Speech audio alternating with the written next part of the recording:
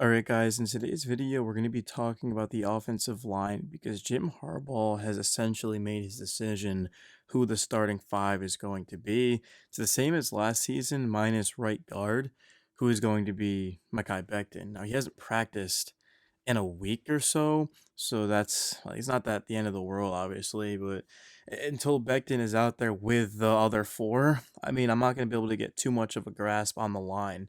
But for now, going off of what we have, let's talk about it. So for those of you that have been following my videos all summer, you know that I'm not very thrilled with the decision to essentially run it back with Bradley Bozeman and Zion Johnson. I was fully on board of converting Johnson to center and then just getting another guard, but the Chargers obviously are not doing that. I don't know why. Like, I get Zion hasn't played center and it's going to take him some time, but it seems like we were a little bit misled. The Chargers, the reason why they've been playing Zion at center is for more so just versatility. That way he can play multiple positions if there's an injury, things like that. I'm not huge on them as players. They haven't shown us any sort of reason of why they should continue playing. Like Bradley Bozeman last season gave up 30 pressures. That, of course, was the fourth most in the NFL. Zion Johnson gave up 37 pressures. There was only 8 guards who gave up more in the league. Justin Herbert against the Texans, I get wasn't at his best, but when he's constantly under pressure, there's no run game. No one outside of Ladd McConkey can make a play. What is he really supposed to do? It doesn't make sense, man. I mean, all the moves the Chargers have been making have been brilliant, but this one I just can't wrap my head around it, to be honest. I mean, if you guys have something to add, maybe you can sort of change my mind, and for all I know, maybe they will end up bouncing back and being better. I would have personally liked to see more Jamari Sawyer. I've been talking about him a lot the past week. I think he was incredible in the Hall of Fame game against the Detroit Lions. He's lost a lot of weight. He's always had the talent. Came out of Georgia. He's got the work ethic, man. Why not give him an opportunity? I know he was bad against the Texans. Don't get me wrong. Like, he was really bad, but he's put in the work this summer. And I mean, I don't understand it, man. I really don't, to be honest. I'd be fine with just putting Zion at the center and then putting Sawyer at left guard. I think the Chargers would be a lot better, but not to say that I know more than Jim Harbaugh. Like, I'm not trying to say that much. That'd be absurd. But it's just very, very confusing to me just how the Chargers are just gonna have the same unit that struggled. Like, the offensive line, the interior was the weakest link of the team last year. So we'll wait and see on that, man. Maybe we'll get more clarity in the next couple of preseason games. But in terms of practice yesterday, I'm recording this on Tuesday. So Monday's practice was pretty interesting.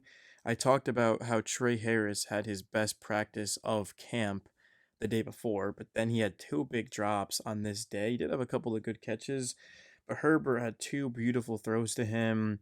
One of them was on a go route. He was able to create a couple of yards of separation, and Herbert faked a handoff before throwing on time and on target to Harris. The ball went right off of his hands, and then later in a red zone period, Harris came open on a wheel to the back left corner of the end zone. Herbert threw another perfect ball.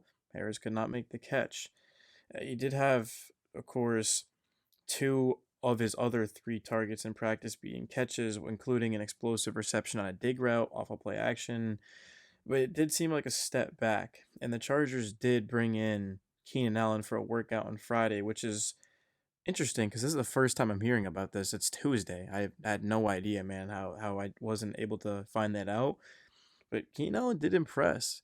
The issue is that he's best in the slot, and Ladd McConkey plays in the slot. So how exactly do you get both of them into the offense is going to be the thing. I will say that having too many good football players is never a bad thing. So, like, I wouldn't mind that at all. And this isn't the Keenan Allen from 2020. I mean, we all know that.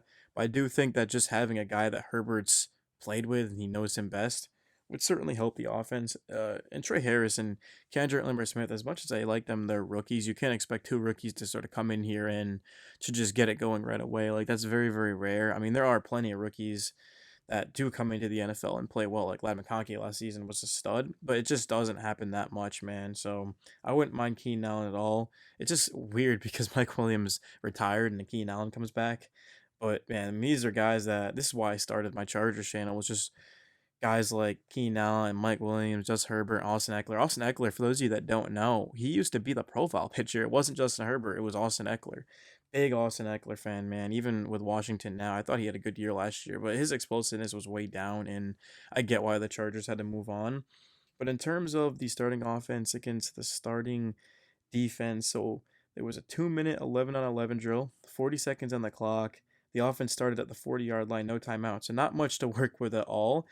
And Herbert is without a lot of his weapons too, so he's gonna have to make it work. And he completes a pass to Jalen Johnson on the first snap of a stop route to the right for a 7-yard gain. The offense hustled to the line, and Herbert converted the first down by finding Harris in a comeback route.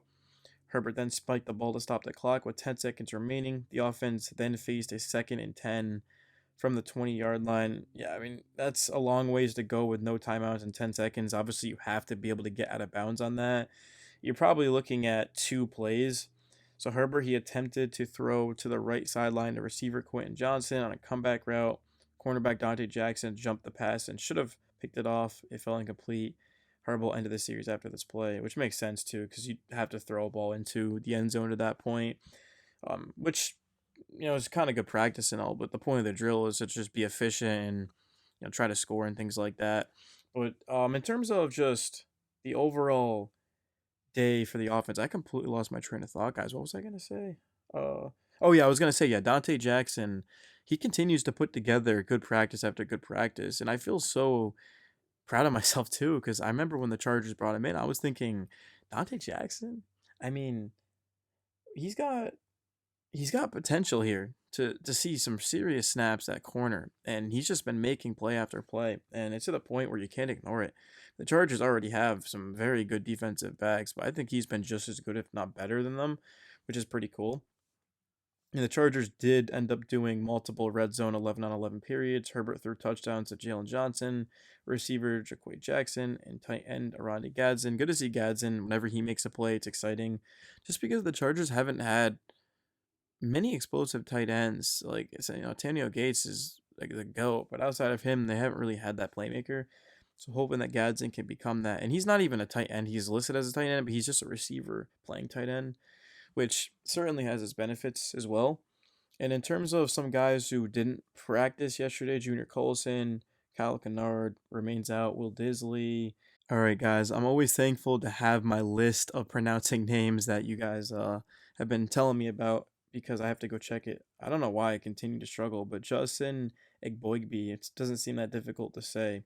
But he remains out too. The defensive line for the Chargers, we just talked about Kennard, is giving opportunities for other players to be able to go out there and to have opportunities, and that's actually perfect timing because that's all I got for today. I do want to talk about Terry McLaurin maybe in the next video. Let me know if you guys are still listening, if you'd like to see Terry McLaurin in Los Angeles.